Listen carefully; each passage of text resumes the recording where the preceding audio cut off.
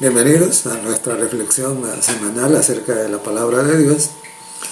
Y qué rápido pasa el tiempo. Estamos a punto de terminar un año más. Y ciertamente cada día que transcurre es un día menos para el regreso glorioso de Jesucristo en toda su majestad. Por lo tanto, cada día que pasa es más urgente entender mejor su mensaje, su promesa, su camino y tomar la decisión de estar precisamente en el lugar que Él estableció para poder recibirle. Que Dios nos ayude entonces. Vamos como siempre a suplicar la presencia del Espíritu Santo para este momento de reflexión bíblica. Oramos, ¿sí? Bendito Dios y Padre que estás en el cielo, agradecemos tanto porque ciertamente el hecho de que hayamos llegado hasta acá es una evidencia innegable de tu bondad y de tu misericordia. En este momento pedimos por favor de que la luz del cielo brille sobre nosotros y que podamos comprender un poco más acerca de tu voluntad, de tu amor y de tu misericordia que todavía está disponible para nosotros los seres humanos. Gracias Dios por ser tan maravilloso como nosotros. En el nombre de Jesús lo rogamos. Amén. Sucede que estamos al final del año y al final del año se diría yo, y perdóneme la expresión, se alborota las actividades relacionadas con la celebración del fin de año. Y precisamente, supuestamente alrededor de lo que suele llamarse la Navidad, y que en realidad es, desde el punto de vista bíblico e histórico, es cuestionable de si ocurrió en esta fecha, pero ese no es el tema de hoy. El tema de hoy es que tenemos en la palabra de Dios un relato que nos da una serie de luces acerca de acontecimientos relativos al nacimiento de Jesucristo como ser humano acá en la tierra. Y precisamente nuestra reflexión hoy tiene como base eso, ¿no? Que estas cosas que son claves en el relato, y no voy a entrar en todos los detalles al respecto, pero por eso es que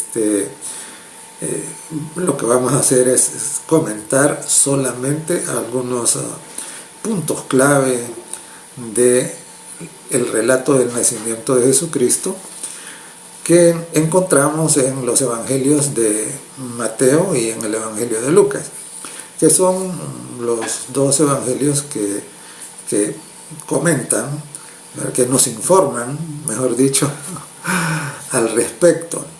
Y antes de ir adelante, decir que en ambos relatos nosotros vemos algo que es muy hermoso, y es la intervención de las tres personas que componen la deidad, y especialmente el rol del Espíritu Santo en todo esto es impresionante, es fundamental, ¿no? Y hago esta mención porque ciertamente el nacimiento de Jesús como ser humano, siendo Dios, es algo maravilloso, es un misterio que no tiene explicación desde el punto de vista humano y que debiera hacernos reflexionar en primer lugar acerca del amor del Padre al darnos a su Hijo y también a la actividad y el amor también, ¿no?, del Espíritu Santo y de Jesucristo mismo, ¿no? Entonces, desafortunadamente encontramos que en el fin de año las actividades, la atención y todo está más centrada en la diversión, está más centrada en el entretenimiento, está más centrada en asuntos que son, yo me atrevería a decir que de tipo carnal, ¿ve? Y lo que debería de ser el centro de toda esta conmemoración que, repito, no sabemos exactamente las fechas, cuándo fue, tenemos algunas razones para creer que no fue en diciembre, ¿verdad? Pero sin importar eso, claro, cuando se celebra debería de sobresalir precisamente la intervención divina. Y tal como ocurre hoy en el mundo, esa intervención queda relegada a un rincón en donde muchísimas veces suele pasar desapercibida, casi completamente. Entonces, teniendo eso como introducción, vamos a ir entonces ahora a revisar esos pasajes de la Biblia que son claros. En el Evangelio de Mateo, en el capítulo 1, después de que ha descrito Mateo la genealogía para garantizar que el niño viene del linaje de David y que cumple así una profecía, una promesa, dice en el verso 23 del capítulo 1, dice: he aquí una virgen concebirá y dará a luz un hijo, y llamará su nombre Emmanuel, que traducido es Dios con nosotros. Entonces, la primera gran reflexión que debemos hacer acerca del nacimiento de Jesucristo es esta. Es que fue un acontecimiento de orden sobrenatural. La Biblia dice que una virgen concebirá un hijo. Y esto cumple una profecía de Isaías. Y algunos críticos, porque nunca faltan, dicen que no, que diga que una virgen era simplemente la referencia a una muchacha que no había tenido nada que ver con ningún hombre, pero nada especial. Y que, sin embargo, la palabra griega que ha sido traducida como virgen en los evangelios es partenoi, ¿no? Y cualquiera que tenga un mínimo conocimiento de biología sabe que partenocarpia o partenogenética significa que es un nacimiento, por decirlo de alguna manera, o una fructificación en la que solo ha habido la intervención de un individuo, no de dos, ¿verdad? Como es lo normal. Así de que, de hecho, el nacimiento de Jesús es un milagro maravilloso y que escapa precisamente a cualquier explicación de tipo humano. Aquí tenemos la primera cosa, ¿no? Dios haciendo milagros. ¿Para qué? Porque ¿para qué? Y luego dice el verso: y llamará su nombre Emmanuel, que traducido es Dios con nosotros. Emmanuel no era tanto un nombre personal, sino un título empleado para describir la misión de Cristo.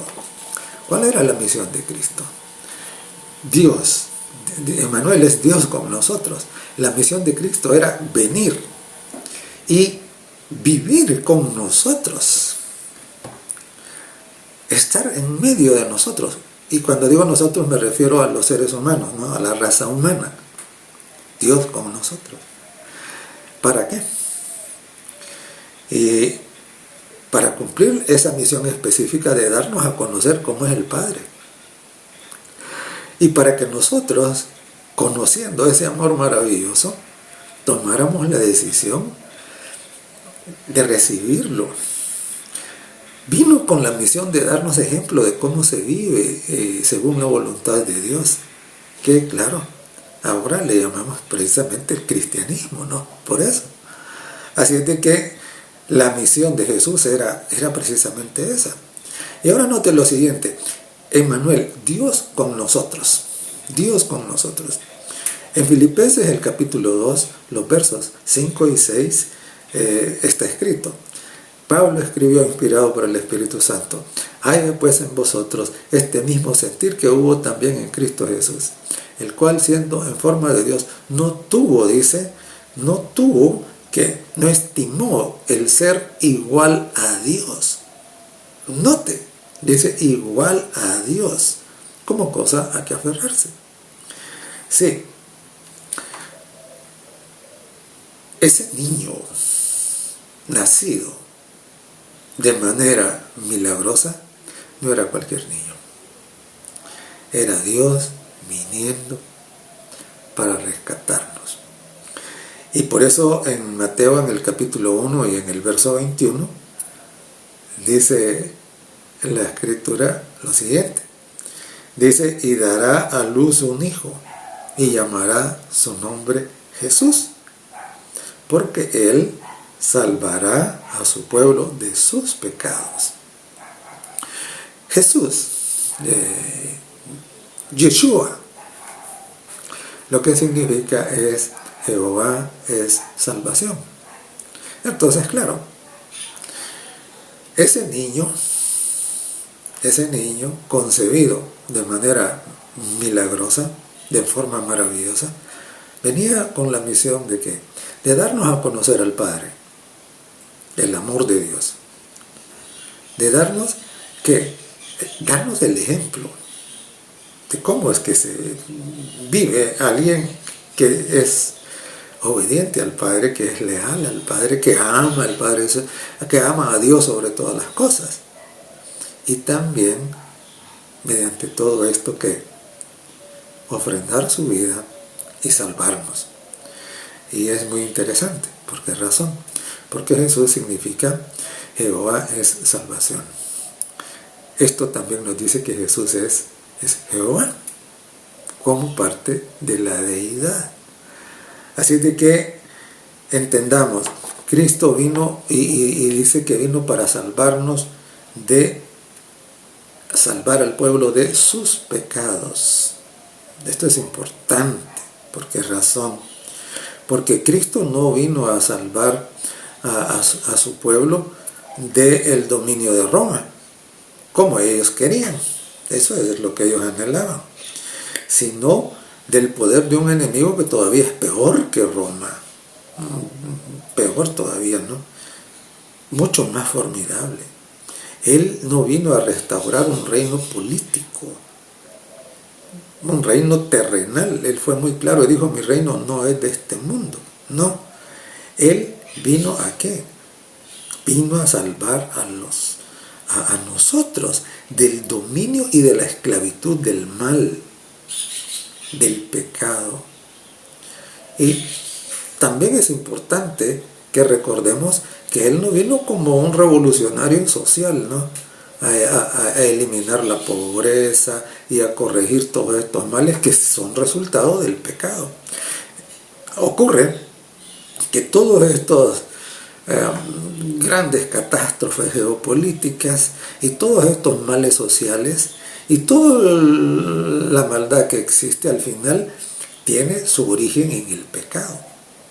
Por lo tanto, si Jesús hubiera venido para dar golpe de estado a los romanos o cosas parecidas, entonces estaría solamente cortando las puntas de las ramas del árbol de la maldad. No, Jesús vino a desarraigar, a arrancar de raíz la maldad, a resolver el problema del pecado. O sea, es todavía más radical, más profundo, más completo. Así es como Dios actúa. Entonces, vino pues Dios con nosotros para salvarnos del pecado. Eso es algo que no debemos olvidar. Y precisamente quien se dedica a celebrar el nacimiento, eso es lo primero que debe tener en mente. Ahora, en Lucas, en el capítulo 12, en los versos 6 y 7, nos cuenta algo que nos habla precisamente de la falta de sintonía de la humanidad con la divinidad. Dice, y aconteció que estando ellos ahí, esto era José y María, se cumplieron los días de su alumbramiento, dice, y dio a luz a su hijo primogénito, y lo envolvió en pañales, y lo acostó en un pesebre, porque no había lugar para ellos en el mesón. Pareciera de que no ha habido ningún momento en la historia en donde al Señor Jesucristo se le haya dado el lugar que debe tener. Porque si aquí estamos hablando de la verdadera Navidad, del tiempo cuando Jesús nació, ¿verdad? Y dice que simple y sencillamente ahí en Belén no hubo lugar para ellos. Es triste. Y es más triste aún porque después de 2000 años aproximadamente sigue sin tener lugar en nosotros. Es curioso, ¿no? La gente que se ocupa en decorar sus lugares donde permanece de manera habitual, sus casas, sus oficinas, sus negocios, en fin, es que suelen poner tantas cosas que nada tienen que ver con Dios. Y suelen precisamente gastar su dinero en cosas que nada tienen que ver con Dios. Simple y sencillamente, como en la primera Navidad allá en Belén, en donde no hubo lugar para ellos, en el mesón, tampoco hay lugar ahora. Y eso es una reflexión que nosotros deberíamos hacer. En nuestra casa, en mi casa, en la suya, ¿hay lugar para Cristo? ¿O lo seguimos dejando en la calle? Ahí te vaya a ver dónde encuentra un lugar donde hay animales para hospedarse ahí con los animales. Es esa actitud tan terrible. Mire, la situación del mundo precisamente es el resultado de que Jesucristo no tenga espacio en nosotros y con nosotros. Este es el resultado. No es la voluntad de Dios que todo esto pase, pero pasa porque nosotros insistimos en dejarlo fuera, como pasó ahí en Belén. Ahora, Jesús nace, y nace en un establo. Los pesebres están en los establos. Un pesebre es el comedero del ganado. Y nadie que tenga animalitos, que tenga ganado, o que haya visitado, un establo, sabe las condiciones que hay ahí. Y eso es precisamente por causa de ¿qué? Por causa de la indiferencia y de la ingratitud humana. Ahora, sucede que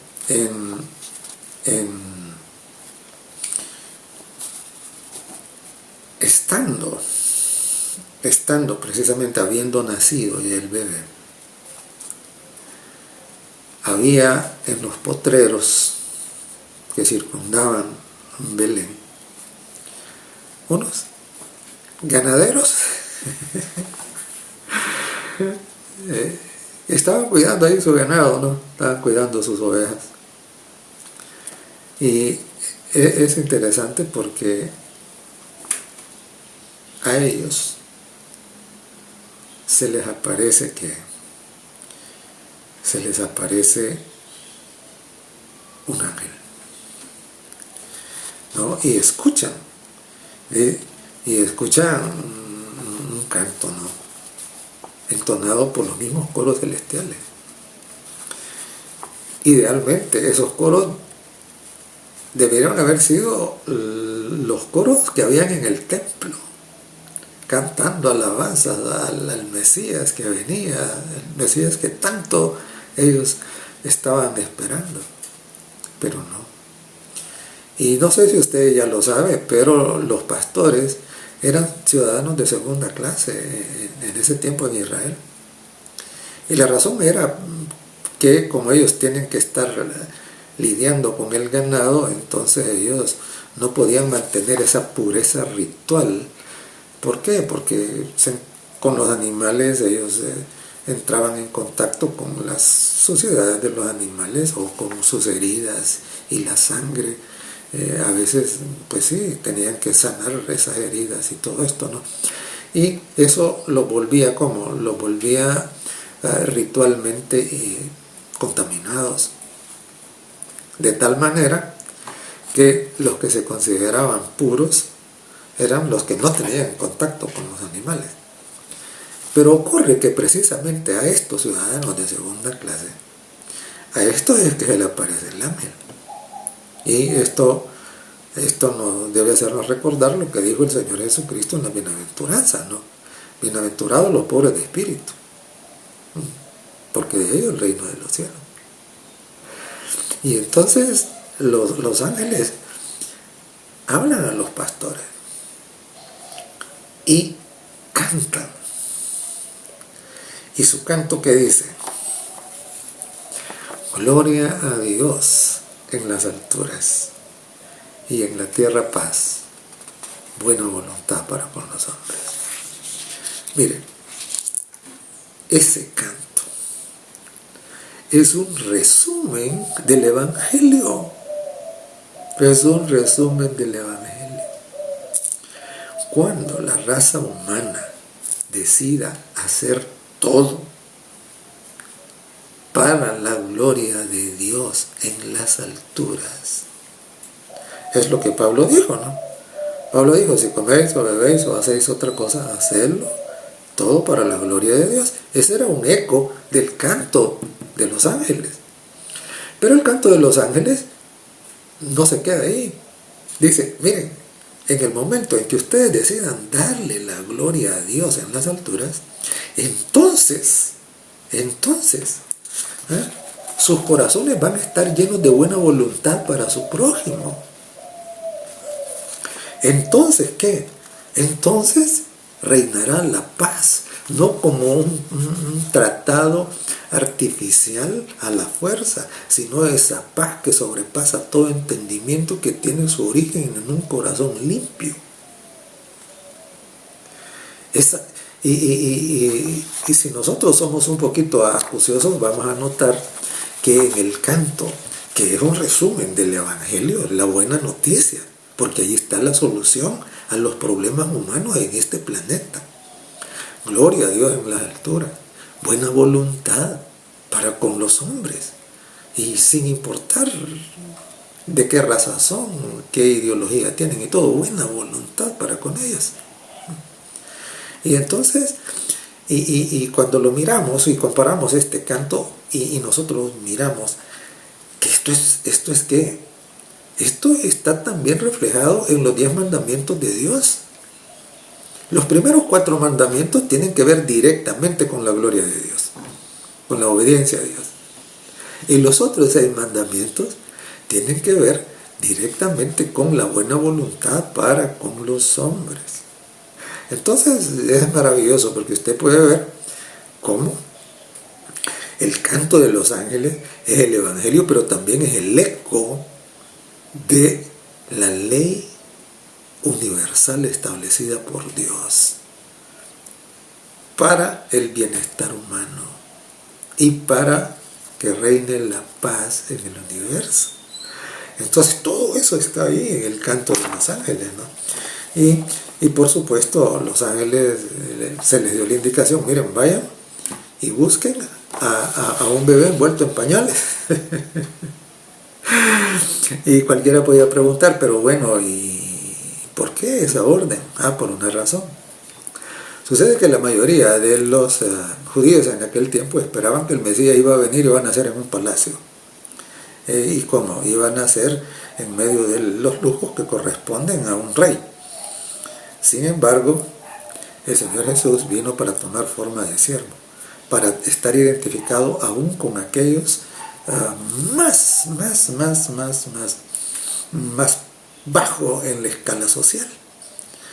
Así es de que por eso se les dice, ¿no? Y claro, imagínense el contraste: venir y buscar al Mesías anunciado por los ángeles y encontrarlo en un establo y adorarlo como Mesías. Eso Eso, mire, habla también de los pastores. ¿Por qué? Y una cosa que no quiero saltarme es esta. ¿Por qué los pastores, los ángeles hablaron a los pastores y no le hablaron al sumo sacerdote? ¿Por qué?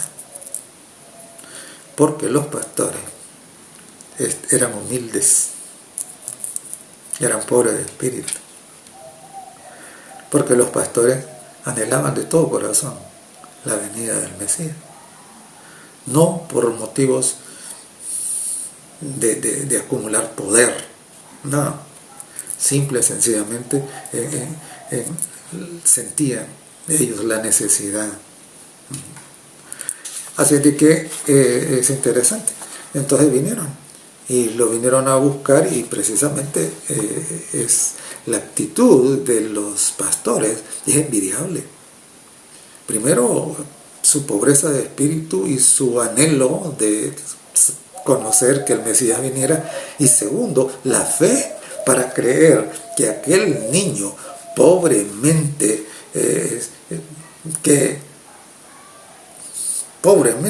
presentado ahí, envuelto en pañales, en un pesebre, ese era el Mesías, el Hijo de Dios. Mire, para cualquier ser humano eso no era fácil de aceptar, eso requería fe, pero su fe fue premiada precisamente, ¿no? Los ángeles les dijeron, vayan y lo van a encontrar así. Si ustedes tienen otra idea de cómo lo van a encontrar, sáquenla de su mente, ¿verdad? Y claro, ahora hay mucha gente que ponen como decoración un pesebre con una imagen de un bebé y lo adornan tan bonito con cosas brillantes y todo. Olvídese, eso nunca fue así. Al contrario, es todo lo contrario, ¿no?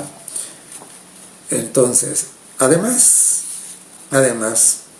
de los ángeles, de que los ángeles hablaran a los pastores, tenemos también que el Espíritu Santo convocó a otros que también socialmente no tenían mayor influencia, diría yo, mayor importancia socialmente. Mira, dice el Evangelio de Lucas, el capítulo 12 siempre, en los versos 27 al 30, y movido por el Espíritu Santo, está hablando de Simeón, vino al templo, y cuando los padres del niño Jesús lo trajeron al templo para hacer con él conforme al rito de la ley, él lo tomó en sus brazos y bendijo a Dios diciendo, ahora, Señor, despides a tu siervo en paz, conforme a tu palabra, porque han visto mis ojos tu salvación. ¡Qué declaración más fantástica! Simeón, un anciano,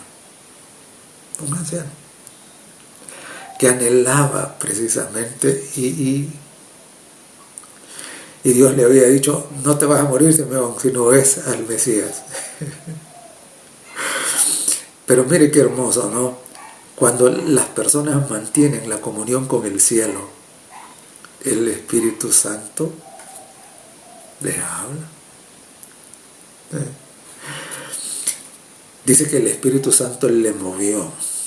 El Espíritu Santo le puso ahí en su conciencia, en su mente. Ve al templo ahora. Ahí está el Mesías. Y es paradójico, porque ocurre de que esto era a los 8 días de que el niño había nacido, que es cuando los papás iban y lo presentaban, y el sacerdote tomaba al niño en sus brazos, lo presentaba y escribía su nombre en el libro de los primogénitos. Y note usted el contraste. El contraste es que el sacerdote, que era era parte del liderazgo espiritual, no se da cuenta que está presentando al Mesías, al Hijo de Dios. Es increíble. Pero qué maravilloso es Dios, que no lo deja sin testimonio, ¿no? Este sacerdote tenía que darse cuenta que ese bebé era precisamente el tan esperado Mesías.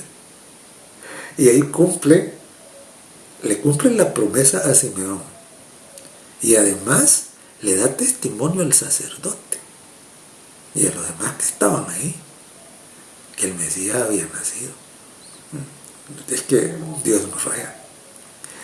Y claro, la expresión de Simeón, ahora Señor, puede morir en paz, dice. Han visto mis ojos tu salvación. Claro, por eso se llamaba Jesús, porque Jehová es salvación. Han visto mis ojos tu salvación. Y entonces, y claro, junto a Simeón estaba también Ana, que también da una anciana de que cuando hacemos las cuentas debe haber tenido 100 años mínimo o más. Lo más seguro es que tenía más de 100 años. Y entonces también ella da testimonio, ¿no? Entonces ahora note lo siguiente. Los pastores, cuando vinieron, porque a ellos no se les indicó a dónde estaba, se les dio la señal, un niño en pañales, ¿no? Que fueran a averiguar. Ellos venían preguntando, miren a dónde hay un niño en pañales y todo eso. La gente a la que le fueron preguntando eso fue recibiendo la noticia, fue escuchando la noticia, mejor dicho, bueno, no sé si la recibieron algunos o no la recibieron, ¿verdad? Pero Dios no los dejó sin testimonio. Y al sacerdote tampoco.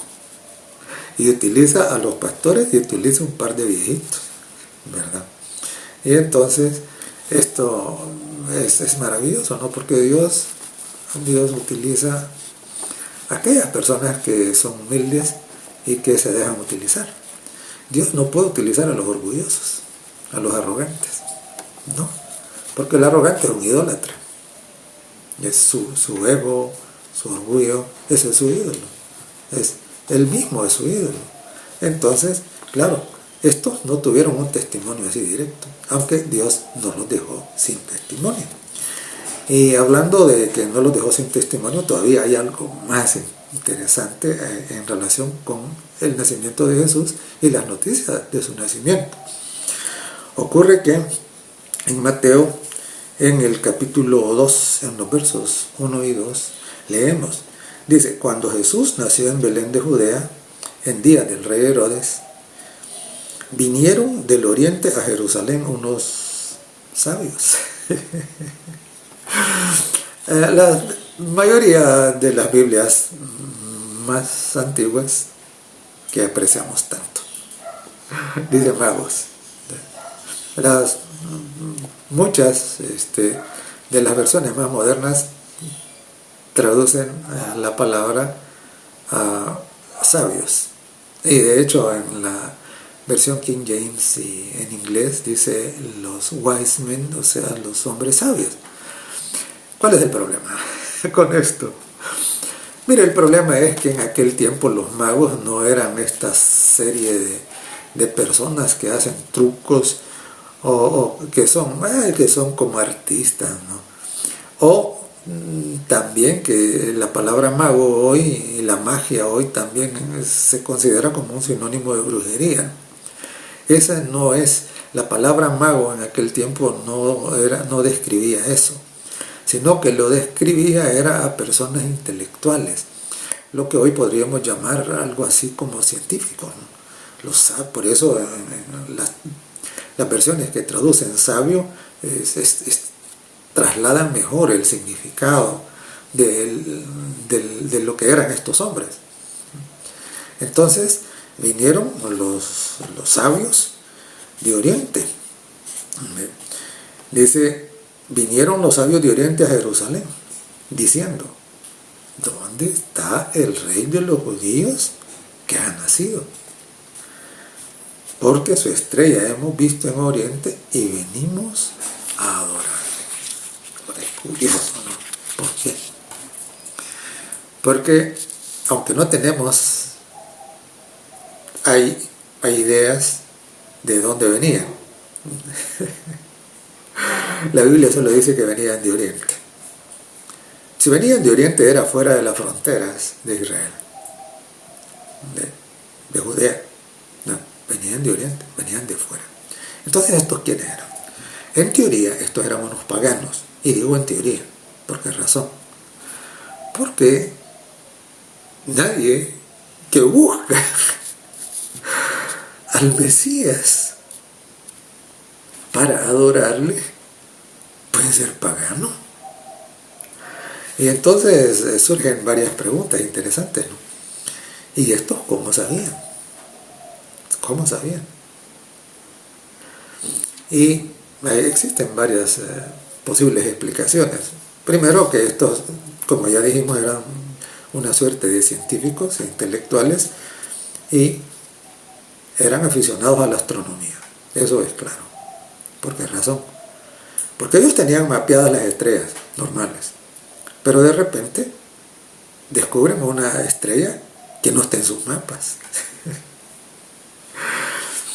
Y comienzan a investigar en toda la literatura disponible, como lo hacemos ahora cuando estamos haciendo una investigación, ¿no? Comenzamos lo que se llama revisión bibliográfica. Es todo lo que ya está escrito sobre eso. Y encuentran en las escrituras hebreas una profecía que dice que nacerá estrella a Jacob, una profecía de Balaam, por cierto, esto está en número 24, ¿no? Entonces ellos dicen, entonces el surgimiento de esta estrella obedece al cumplimiento de esa promesa. Y obviamente el Espíritu Santo le dice, miren, esto es el nacimiento del Mesías, profetizado en esa profecía. Y ellos deciden venir.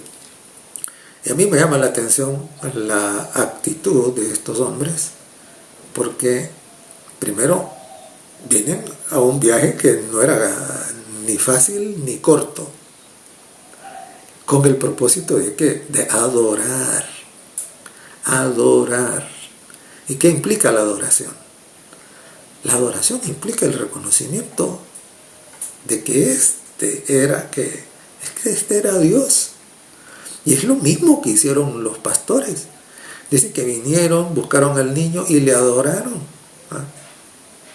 Es que este era el problema de los contemporáneos de José y de María. Es que ellos no concebían que ese niño pudiese ser Dios. Pero los extranjeros sí lo reconocieron, y los pastores sí lo reconocieron, y los ancianos sí lo reconocieron. Claro, eran una minoría que sirvió para cumplir una misión, dar testimonio de que el Mesías, Dios hecho hombre, había llegado a la tierra. Y es maravilloso como los planes de Dios, ¿no? Porque la estrella no era una estrella, hay algunos que dicen que era una supernova y tal, no era nada de eso. La estrella era un grupo de ángeles que tenían la misión de conducirlos, ¿verdad?, hasta Judea, hasta Jerusalén. Y en Apocalipsis, el capítulo 1 y el último verso de ese capítulo dice que las estrellas son ¿qué? Son los ángeles, dice. Las estrellas son ángeles, dice, ¿verdad? Y ángeles mensajeros, ¿verdad? Y entonces, esta no era una estrella, era un grupo de ángeles, no era una estrella común, pues. Era una estrella que era un grupo de ángeles, como dice Apocalipsis. Y entonces vino conduciendo a los sabios de Oriente, que venían para adorar al rey de Israel que había nacido. Y entonces los ángeles los conducen a Jerusalén. Y la pregunta que puede surgir en cualquier mente es, ¿por qué no lo llevaron a Belén? ¿Por qué lo llevan a Jerusalén? Y tiene una respuesta muy simple. Ellos van y le preguntan a Herodes. Herodes era un rey vasallo de Roma, pero era el rey. Y Herodes y le dicen, mira, venimos a adorar al rey que ha nacido. ¿Ve? Y Herodes, imagínense que él, siendo el rey, le digan que ha nacido otro rey. ¿Qué significa eso? Esto significa, para una mente política, esto es una conspiración. Esto es que me están ocultando a mí, están conspirando para poner otro rey. Pero él no sabe nada. Y entonces manda a llamar a la élite religiosa que tiene el dominio de qué? Del conocimiento, de la letra. Y entonces les pregunta, miren, ¿a dónde debe nacer el Mesías, el rey?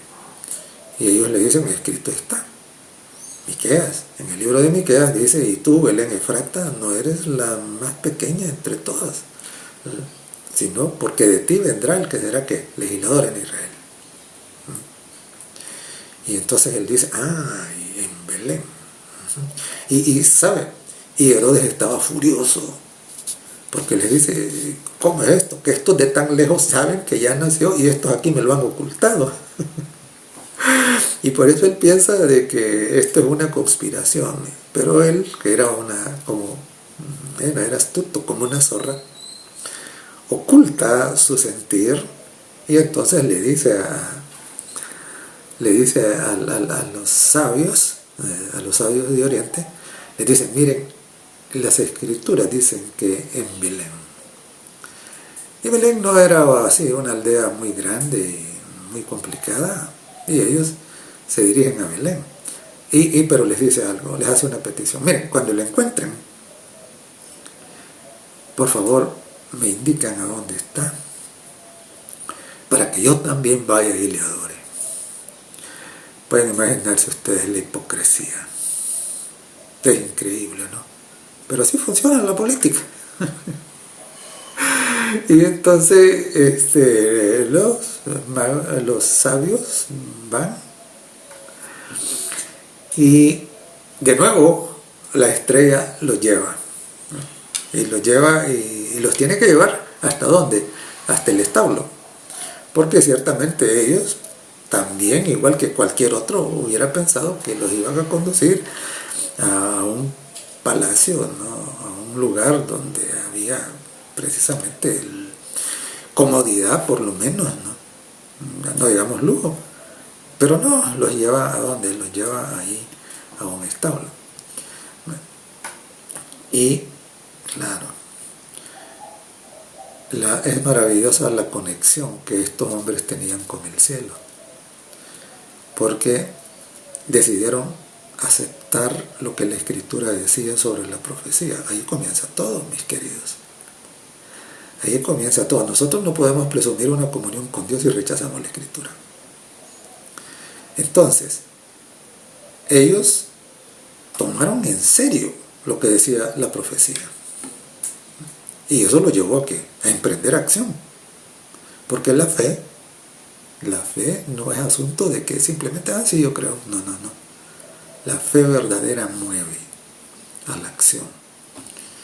Y entonces ellos vinieron, fueron guiados por el cielo. Venir a Jerusalén generó alboroto en Jerusalén. Herodes se dio cuenta y todos los escribas y los rabinos y todos ahí en Jerusalén se dieron cuenta de que estos hombres decían que ya el Mesías había nacido. Es que Dios es maravilloso. Los llevó ahí ¿para qué? Para que estos, unos extraños, le dieran la noticia al pueblo, a su pueblo. Es increíble. Y entonces ahora los ángeles, cuando salen de Jerusalén, de nuevo la estrella los conduce hasta Belén, y también se les indica, no vuelvan a Herodes, porque él quiere matar al niño. Así que vayan por otro camino. Y entonces era obvio. Herodes quería deshacerse de un rival político. Y entonces espera, los sabios no vuelven. Y entonces dice, comienza a hacer cuentas. Y entonces dice, bueno, como no sé cuál de todos es, entonces mátenlos a todos. De 2 años para abajo, mátenlos. Es terrible, ¿verdad? La idea no solamente de ignorar al Mesías, sino que activamente que deshacerse de él por medio del asesinato, ¿no? Y pero los reyes, los sabios no eran ni reyes, ni eran brujos, ni nada de eso. La Biblia tampoco dice que eran 3, ¿verdad? Ellos llegan, y cuando llegan, dice el verso 11 del capítulo 2 de Mateo, y al entrar en la casa, dice, vieron al niño con su madre María, y postrándose, dice, lo adoraron. Qué lindo. Y abriendo sus tesoros, le ofrecieron presentes, oro, incienso y mirra. Ofrecerle oro era reconocerlo como rey. Ofrecerle incienso era reconocerlo como Dios. Y ofrecerle mirra la mirra se usaba para embalsamar cadáveres y se usaba también como medicina. Calmaba hemorragias, era cicatrizante, desinflamaba, descongestionaba las vías respiratorias y tenía varios otros usos medicinales. Entonces, ofrecerle mirra era que ellos reconocían que ese rey, que era Dios, venía destinado a ser que el siervo sufriente, y que terminaría precisamente, que entregaría su vida para nuestra salvación. Eso estaba implicado en la mirra. Entonces, claro, tenemos ahí nosotros un panorama de cómo se recibió la venida de el Mesías, Cristo, como bebé, en lo que ahora le podrían llamar la primera Navidad. ¿Y qué teníamos? Miremos un poquito para concluir cuáles fueron las actitudes de los actores en ese tiempo, de los protagonistas. María y José. Hermosa su actitud. No fueron incrédulos, obedecieron lo que Dios les dijo. Cumplieron con la tarea que Dios les encomendó. Obedientes. Así debemos ser nosotros. Ahora, los habitantes de Belén, ingratos, no hicieron espacio para que estos forasteros fueran refugiados y el Mesías pudiera nacer en un lugar más decente. No hagamos lo mismo. No lo dejemos fuera. Dejémoslo entrar, no solo a nuestra casa, sino a nuestro corazón, a nuestra mente. Démosle el mejor lugar, el lugar de honor en nuestra mente y en nuestro corazón, que Él mande. Dejémoslo entrar, no lo dejemos afuera, como hicieron los habitantes en Belén. Los pastores estaban ansiosos de que viniera el Mesías. Debemos tener nosotros también la misma ansia de que Jesucristo vuelva por segunda vez, porque es lo mejor que puede ocurrir, y estemos listos para adorarle, como hicieron los pastores, ¿no? Estemos dispuestos a escuchar la voz de los ángeles. Y en Apocalipsis 14, de los versos 6 al 12, ahí está el mensaje de los ángeles que debemos oír ahora. Por favor, vaya y mírenlo.